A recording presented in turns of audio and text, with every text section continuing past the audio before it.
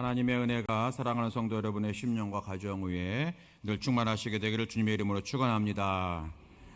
오늘 설교 제목입니다. 위기를 축복으로 바꾼 인생입니다. 제목 따라서 해보실까요? 위기를 축복으로 바꾼 인생이 됩시다. 시작. 위기를 축복으로 바꾼 인생, 바로 내가 되고 우리 모든 성도들이 되어져야 될 줄로 믿습니다. 여러분, 위기라고 하는 것은 불안정하고 위험하고 돌발적인 일들을 위기라고 합니다. 우리 인생에 우리 개인이나 가정이나 자녀나 또 우리 교회나 모든 나라에나 참 불안정하고 돌발적인 위험한 일들이 참 많이 있습니다. 그럴 때 우리 인생은 그러므로 큰 위기, 작은 위기, 우리가 그런 인생을 살아가고 있는 것 아니겠습니까? 여러분에게 말씀드렸던 것 같습니다만은 윌리엄 맥스웰이라고 하는 사람이 인간에게는 5종류의 위기가 있다 그랬어요. 5가지 위기. 위기가 5가지만 있겠습니까만은 5가지로 구분하는. 첫 번째는 뭐냐면 신체적인 위기가 있다 그랬어요. 신체적으로 몸이 아픈 거예요. 어떤 병이나 어떤 사고로 갑자기 내 몸이 안 좋아지고 또 마지막에는 죽음 앞에서 두려워하는 신체적 위기가 우리 가운데 누구에게나 있다. 두 번째는 자아의 위기가 있다 그래서 자아의 위기. 내가 누군가 하는 거예요. 정말 내가 잘 살고 있는 것인가? 내 이름이 뭔가? 우리 여자 성도님들, 나도 나름 이름이 있고 그리고 나도 배울 만큼 배웠는데 나는 언제나 이렇게 누구의 아내로, 누구의 엄마로 살아가다가 내 인생 맞추는 건가? 여러분, 인생의 자아의 위기. 자기 존재의식을 상실하며 살아가는 거잖아요. 왜 사는 건지. 이런 자아의 위기가 있다. 동의하실 줄로 압니다. 세 번째는 인간관계에서는 위기가 있다 그랬어요. 인간관계. 사람이 돈만으로 사는 거 아니잖아요. 사람과 사람과의 관계가 어려울 때, 단절될 때, 그것이 가정이든 어떤 사회 직장이든 그럴 때 이 관계가 단절되면 우리는 고독해지고 외로워지고 그리고 정말 삶의 의욕이 꺾이는 위기를 당하지 않습니까? 네 번째는 환경의 위기가 있다. 이건 우리의 힘으로 할 수 없는 거예요. 자연재해, 태풍이라든지 흉년이라든지 기후 이상이라든지 이런 걸로 오는 그런 우리의 위기가 있다. 다섯 번째는 우리 성도들에게 있는 건데 영적인 위기가 있다는 거예요. 신앙적 위기예요. 왠지인지 하나님과의 관계가 멀어지는 것 같고 기도해도 기쁨이 없고 예배드려도 감동이 없는 점점점 하나님과 관계가 멀어지는 듯한 그러한 위기, 영적 위기가 있다는 거예요. 혹시 여러분들은 어떤 위기를 갖고 계시는지요? 오늘 성경 말씀은 이러한 위기에 빠진 한 인생을 소개하는데 이 사람은 이름도 알려지지 않았어요. 누군지 이름이 알려지지 않았어요. 다만 38의 병으로 고생하는 사람, 그래서 우리가 쉽게 38년 된 병자로 소개를 할 뿐입니다. 38년 된 병자예요. 여러분, 얼마나 이게 3년 8개월도 아니고 38년이라니요. 근데 이 사람이 예수님 만나서 그의 인생이 변화가 되고 그의 어떤 위기가 축복이 되어지는 놀라운 은혜를 경험했다고 하는 것이 오늘 말씀이 되어지는 겁니다. 여러분, 위기를 축복으로 바꾸는 인생 될 수 있게 되길 주의 이름으로 축원합니다.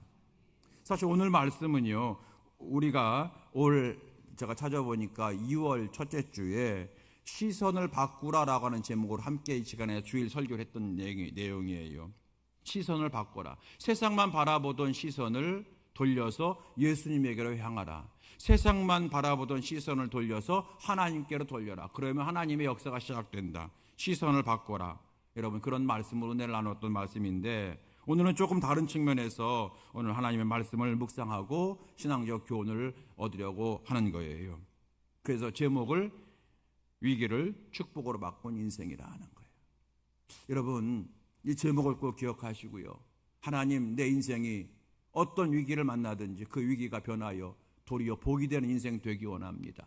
그런 자녀가 되고 그런 우리 가정이 되고 우리 교회가 되기 원합니다. 이 나라도 그런 나라가 되기 원합니다. 여러분, 그런 사모하는 마음을 품을 수 있게 되기를 주님의 이름으로 축원합니다. 위기를 축복으로 바꾼 인생. 어떤 사람들은 말합니다. 위기는 곧 새로운 기회를 뜻한다. 맞는 말이죠. 위기는 잘 극복하면 도리어 새로운 기회가 되죠. 또 어릴 때부터 이런 말을 많이 들었어요. 실패는 성공의 어머니다.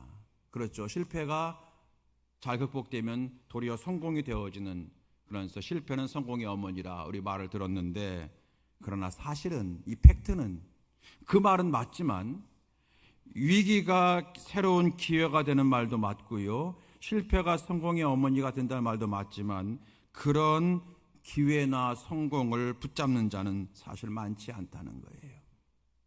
모든 사람이 실패하지만 그 실패가 다 성공의 어머니로 이어지는 사람은 사실은 좀 안타깝지만 소수입니다. 소수예요. 어떤 것을 붙잡느냐에 따라서 그 사람에게 복이 임하기도 하고 그냥 나락에 떨어지기도 한다는 거예요. 실패했을 때 어떤 것을 붙잡느냐에 따라서 실패가 도리어 기회가 되고 성공이 되어져서 실패는 성공의 어머니라고 얘기할 수 있는, 간증할 수 있는 사람이 되지만, 어떤 사람은 실패했을 때 그것을 붙잡지 못해서 계속 실패의 나락에 떨어지는 것이 있더라는 거예요. 안타깝게는 여러분, 성공의 어머니로 이끌어가는 사람보다 계속 실패로 머무는 사람들이 더 많은 게 우리의 현실이라는 거예요. 그래서 뭔가를 붙잡아야 됩니다. 마치 이런 거죠. 비가 오면은, 비가 올 때 빗물을 내가 받아야 된다면은, 비가 오는데 빗물이 필요해. 그럴 때 여러분, 어떤 그릇을 준비해야 그 그릇에 빗물이 담겨져서 도리어 빗물이 내게 은혜가 되고 복이 되는 것처럼 말입니다. 오늘 38년 된 이 병자에게는 바로 그것이 있었어요. 붙잡는 무엇이 있었다는 거예요. 그래서 위기가 축복이 되어진 인생으로 바뀌어지는 놀라운 인생이 되었다는 겁니다. 도대체 무엇일까? 이 38년 된 병자가 무엇을 붙들었기에, 아니면 어떤 그릇을 준비했기에 하나님의 은혜가 임했던 것인가 하는 거예요. 간략하게 세 가지를 말씀드립니다. 첫 번째, 은혜의 자리에 있어야 위기가 축복이 되어지는 복을 받습니다. 주님의 은혜의 자리를 지켜나갈 때에 하나님의 축복의 역사를 내가 경험합니다. 오늘 성경 말씀 보게 되면 예루살렘에 베데스다라고 하는 연못이 있었대요. 베데스다. 그 베데스다의 연못에는 하나의 전설이 있었는데, 이건 전설입니다. 물이 갑자기 막 움직일 때가 있어요. 물이 동한다 그러죠. 동한다가 하는 건 움직일 동이에요. 물이 움직일 때가 있는데, 그때에 맨 처음 그 물에 들어가면 어떤 병이든지 낫더라는 거예요. 그래서 사람들은 이 물이 동하는 것은 그냥 동하는 게 아니라 하늘의 천사가 내려와서 천사가 물을 움직이는 것이다 라고 얘기하기 시작했고, 그리고 그 물이 움직일 때에 맨 먼저 그 물에 들어가는 사람은 병에 낫는다라고 하는 전설 따라 삼천리가 있었던 거예요. 이건 여러분 전설이에요. 하나님이 천사를 보내서 물을 움직이게 하는 역사는 없습니다. 그래서 오늘 성경에도 물이 움직임을 기다리니 이는 천사가 가끔 못해 내려와 물을 움직이게 하는데 라고 하는 3절 4절 말씀 보게 되면 이렇게 괄호로 묶여져 있어요. 괄호. 이것은 뭡니까? 이거는 하나님이 하시는 역사가 아니라 그런 전설이 있다, 소문이 있다는 뜻이에요. 괄호로 묶여 있는 이유가 여기에 있는 겁니다. 그 연못가에 38년 된 병자가 있어요. 그런데 이 사람은 병을 낫지를 못해요. 왜냐하면 물이 움직일 때에 선착순이에요. 맨 먼저 들어가는 사람 한 사람만이 병에서 낫게 되는데, 이 사람은 워낙 중병인지라 혼자 거기까지 걸어갈 수도 없고, 또 겨우 일어나서 걸어간들 이미 다른 사람 달려와서 맨 먼저 1등하고 들어가는 사람이 있기 때문에 병에서 고침받을 수 있는 순서를 놓쳤던 겁니다. 그런데 중요한 것은 여러분, 이 사람이 그럼에도 불구하고 포기하지 않고 그 자리를 지키고 있었다는 거예요. 그 자리를 지키고 있었어요. 연못가를 떠나지 않았습니다. 뭔가 하나님의 은혜가, 천사의 은혜가 내게 일어날 것이라고 기대하면서 그 자리를 지키고 있었는데, 마침 그때 예수님이 거기에 오신 거예요. 예수님이 거기에 오신 거예요. 그리고 예수님 만나서 그의 인생의 위기가 해결되어진 겁니다. 물론 연못에 들어가지 않고서 말입니다. 여러분, 핵심은 이거예요. 이 사람이 고침받을 수 있었던 이유는 예수님 만났기 때문인데, 이 사람이 고침받을 수 있었던 이유는 예수님이 그 자리에 오셨기 때문이라는 거예요. 즉 예수님을 만났다는 거잖아요. 그러니까 예수님을 만나는 그 자리에 내가 있어야 된다고 하는 교훈을 얻게 되어지는 겁니다. 여러분, 우리 인생의 위기가 축복을 되려면 주님이 역사하셔야 될 줄로 믿습니다. 그런데 그 주님이 그러므로 주님께서 그 은혜를 주시는데 주님께서 그 은혜를 주시는 그 자리를 지키는 사람의 몫이라는 거예요. 예수께서 은혜 주시는 그 자리에 내가 지키고 있고, 아니면 나의 삶의 자리에 예수님이 오시도록 내가 만들어야 된다고 하는 거예요. 그러면 내가 그 자리를 지키고 있든지 주님이 이 자리에 오시도록 하게 하시든지, 이게 중요하다는 거예요. 예수께서 부활하신 다음에 부활하심을 잊지 못하고 두려워 떨고 문 꽂고 걸어 잠그고 걱정과 두려움에 떨고 있던 제자들이 있었어요. 그 제자들에게 나타나셨어요. 부활하신 주님을 제자들이 직접 만났어요. 너무 기뻤고, 그리고 확신 있는 담대한 성도들로 변화가 되었죠. 그런데 그 제자 가운데서 도마라고 하는 제자 아시죠? 도마는 나는 예수님의 부활을 믿지 못하겠어 라고 말을 했어요. 그러자 이후에 부활하신 예수님께서 다시 그 제자들 앞에 나타나셨고, 그때 도마에게 도마야 너는 믿지 못하니 손을 내밀어서 나를 만져봐라.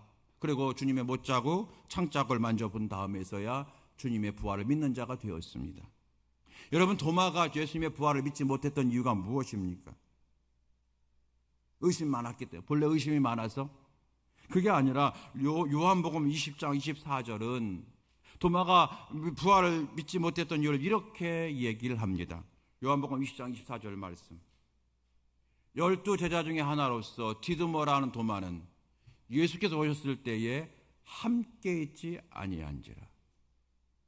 그러니까 예수님께서 오셔서 부활하심을 보여주었을 때에 10명의 제자가 모였지만 한 명의 제자는 가룟 유다니까 이제 떠나갔고요. 10명이 모였지만 11명째 되는 도마는 그 자리에 있지 아니했다. 예수님이 나타나신 그 자리에 도마만 빠져 있었다는 겁니다. 여러분, 위기의 인생이 축복의 인생이 되려면 주님이 역사하셔야만 됩니다. 그러므로 주님께서 은혜를 베푸시는 그 자리에 내가 있어야 되는 거예요. 그 자리를 여러분 지키십시오. 그 자리를 떠나지 마십시오. 하나님은 때를 따라 역사하시는 하나님이시기 때문에 그렇습니다. 하나님이 언제 역사할지 모른다는 거예요. 여러분, 감리교 창시자인 요한 웨슬레 목사님, 우리 지난주에 요한 웨슬레 회신 기념주일이었죠. 오늘 오후에 웨슬레에 대해서 잠깐 말씀을 한번 나눠보려고 하는데, 웨슬레 목사님이 심한 신앙적 위기를 가지고 있었어요. 내가 제대로 목회를 해야 되는지, 내가 더 이상 정말로 해야 되는지, 그런 심한 갈등 가운데 있다가 어느 날 런던의 한 거리를 지나갑니다. 그럴 때 모라비안 교도라고 하는 배에서 자기에게 은혜를 줬던 그 사람들이 모여서 예배드리는 모습을 보게 됩니다. 갑자기 그 예배당에 참석을 하는데, 그때 여러분 요한 웨슬레 목사의 일기를 보면 이렇게 기록되어 있어요. 그날 나는 내키지 않는 마음으로 그 예배에 참석했다는 거예요. 내키지 않는 마음으로 참석한 거예요. 어쩌면 억지로 참석한 거예요. 그런데 여러분, 그날 1738년 5월 24일 날 오후 8시 45분, 바로 그날 그 시간에 하나님께서 성령으로 그 웨슬레의 마음을 터치하셔서 웨슬레가 완전히 변화되었던 그런 사건이 그날 있었던 거예요. 제가 무슨 말씀 드리냐면, 웨슬레 목사님도 그날 내키지 않는 마음으로 예배에 참석했을 때 주님이 그 웨슬레의 마음을 움직이셨다는 거예요. 그래서 여러분, 하나님이 언제 역사할지 모르는 거예요. 시기가 언제일지 모르고 장소가 어디일지 모르는 거예요. 우리 명암교회도 부흥의 역사를 써내려갈 줄로 믿습니다. 언제부터 하나님이 부흥의 역사를 우리에게 보여줄지 모르는 거예요. 하나님이 이미 시작되었는데 우리 눈에 보이지 않을 뿐이죠. 여러분, 땅에다가 씨앗을 심으면 그 씨앗이 싹이 날 때까지는 오랫동안 그 땅 속에 묻혀 있는 거예요. 어느 날 씨앗이 보이기 시작하는 거죠. 그런 것처럼 하나님이 언제 우리 가정을 축복하실지, 우리 교회를 축복하실지, 아니 이미 축복이 시작되었는 줄로 믿습니다. 그런데 언제 우리 눈에 보일지 모르는 거죠.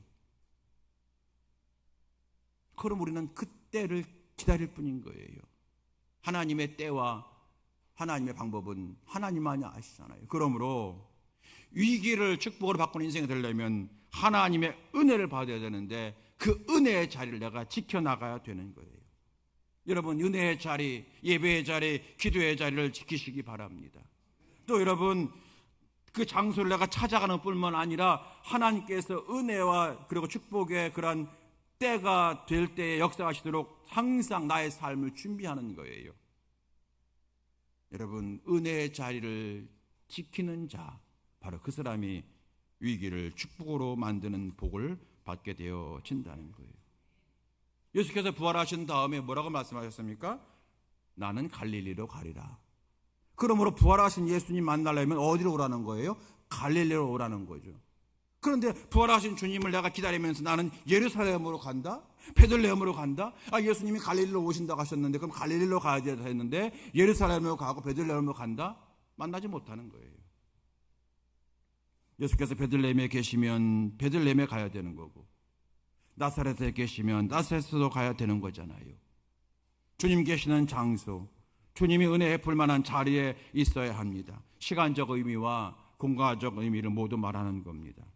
은혜 받을 때와 은혜 받을 장소를 말하는 겁니다.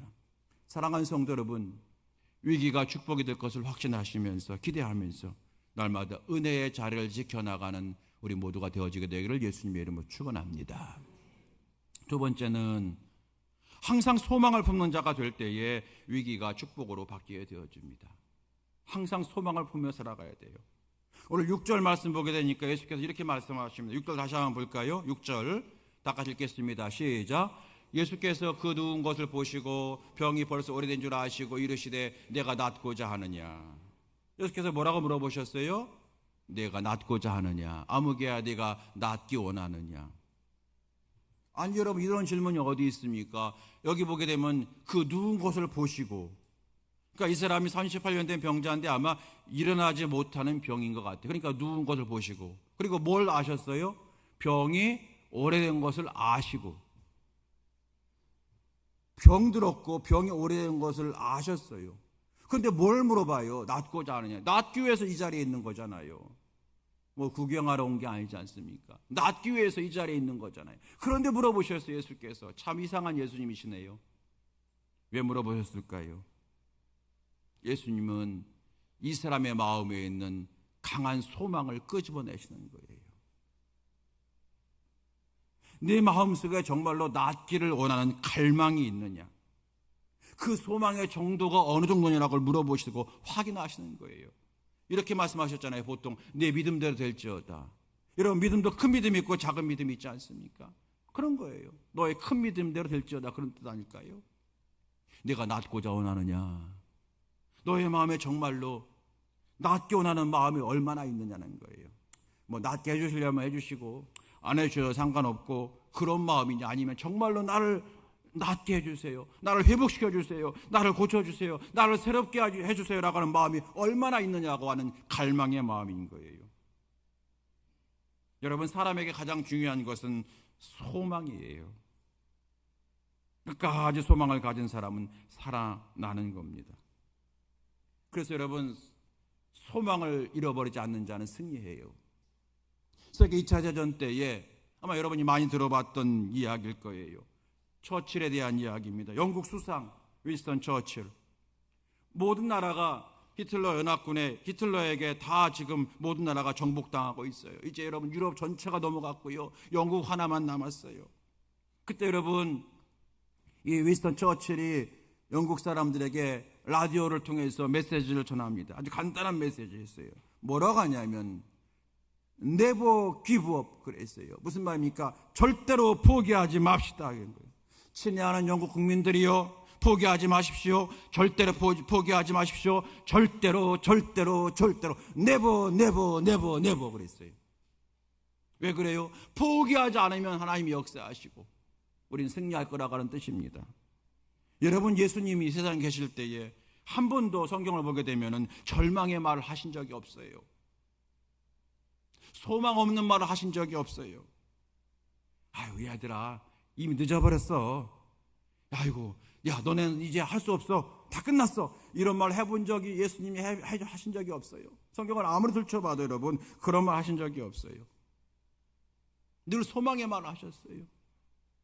심지어 죽은 나사로에게도 아직 늦지 않았다라고 말씀하셨고, 주님 왜 이제 오십니까? 3일 전에만 오셨어도 내 오라비가 살아날 건데 너무 늦게 오셨어요. 울고 원망하던 말이야. 이게 뭐라고 하셨어요? 나 아직 늦지 않았어. 원망하지 마. 포기하지 마. 포기하기 너무 빨라. 아직 늦지 않았어라고 하셨잖아요. 그러면서 네가 믿느냐? 믿으면 영광을 보리라 말씀하셨어요. 여러분, 우리에게 이 시간에 어떤 순간에도 포기하지 않는 소망이 다시 심어지게 되길 주의 이름으로 축원합니다. 그게 우리의 그릇이에요. 하나님은 그 위에 복을 주시는 거예요. 그래서 여러분 10편 71편 14절 말씀 우리가 자주 외웠던 말씀이잖아요. 한번 볼까요? 다윗이 고백했던 건데 우리 다 같이 고백하겠습니다. 시작. 나는 항상 소망을 품고 주를 더욱더욱 찬송하리로다. 아멘. 나는 항상 소망을 품고, 소망이 생길 때도 소망을 품지만 소망을 잃어버릴 상황에서 소망을 품고, 주를 더욱더, 무슨 말입니까? 절망적인 상황에서는 더욱 찬송하리로다.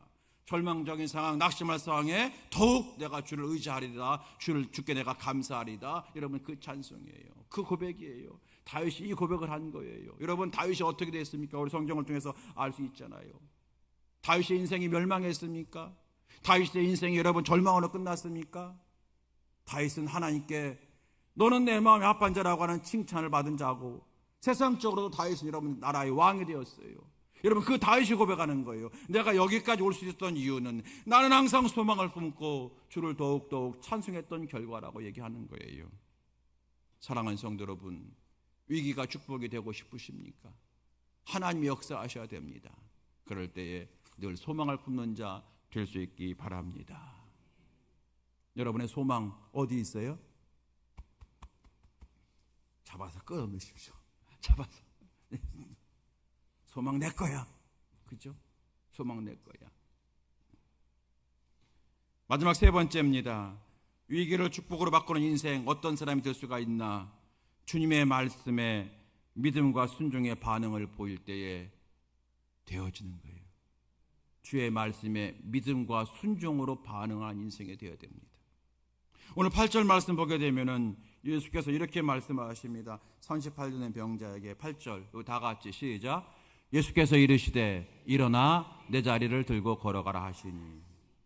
일어나 내 자리를 들고 걸어가라. 여러분, 이 말은 원문으로 보게 되면 이런 표현이에요. 지금 일어나라. 그러면 걸어갈 것이다. 지금 일어나라.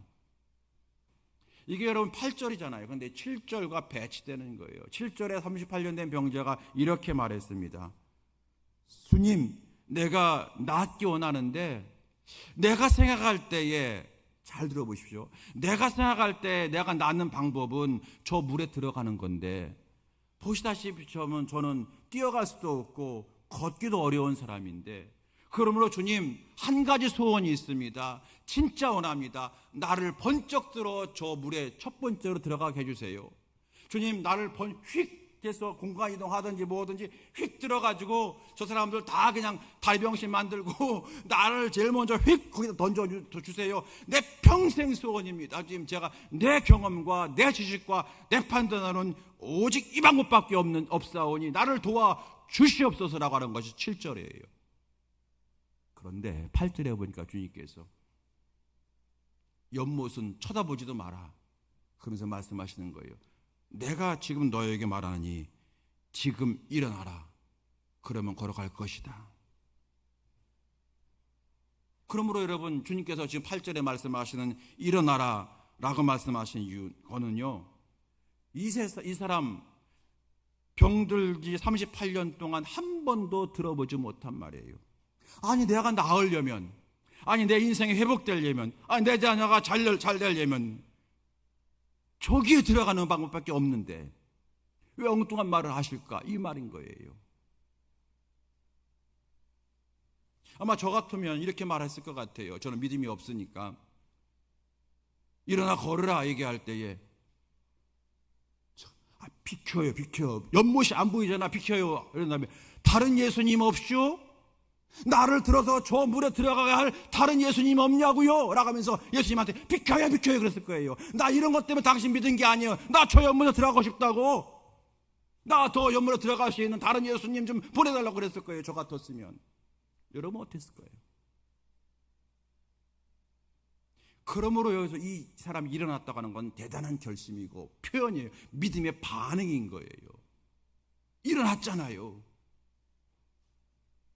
이 사람 사고, 38년 된 사고는 뭡니까? 내가 저 연못에 들어가야만 살 수 있다고 하는 것이 가득 차 있는 사람인데 엉뚱한 말씀하시는 거예요. 연못 아니라는 거예요, 예수께서. 그리고 일어나라는 거예요. 말씀에 의지하여 일어나라는 거예요. 그런데 이 사람이 일어납니다. 그러므로 위기가 축복이 되려면 주의 말씀에 믿음의 반응을 하시는 자가 되어야 되는 거예요. 꽃이 보면 아파 이렇게 해야만 되는 거예요. 그래서 이것을 많이 경험했던 사도 바울, 믿음의 반응을 보일 때, 순종의 행동을 할 때에 하나님이 역사하시더라고 하는 수많은 간증을 할 수밖에 없었던 사도 바울은 저 유명한 고린도후서 1장 20절에서 이렇게 멋진 말씀을 하셔요. 우리 다 같이 읽어보겠습니다. 시작. 하나님의 약속은 얼마든지 그리스도 안에서 이해가 되니 그런즉 그로 말미암아 우리가 아멘하여 하나님께 영광을 돌리게 되느니라. 아멘. 이런 뜻입니다. 하나님의 약속은 축복의 약속이잖아요. 아멘이시죠? 축복의 약속인데 그 약속을 우리가 받으려면 언제나 그리스도 안에서 가능하다 이거예요. 얼마든지 그리스도 안에서 은혜가 되니, 그런 뜻입니다. 하나님의 약속은 내가 예수님 안에 있는 자가 되면 언제든지 내게 응답이 되는 역사가 일어나는데, 그러므로 예수님으로 말미암아 우리가 뭐하여? 아멘하여.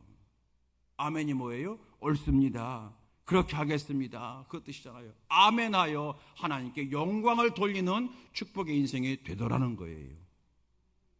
아멘, 아멘 하는, 입으로 아멘, 아멘 하고 뿐만 아니라 삶 속에서 그대로 하는 거예요.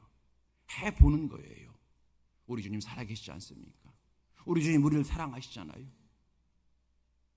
그래서 그 말씀에 내가 입으로 아멘하고, 그리고 그 말씀대로 해보는 거예요. 하나하나 해보는 거예요. 거기에 위기가 축복이 되는 역사가 나타날 줄로 믿습니다. 사랑하는 성도 여러분, 아멘을 많이 하는 성도들 시켜 주의 이름으로 축원합니다.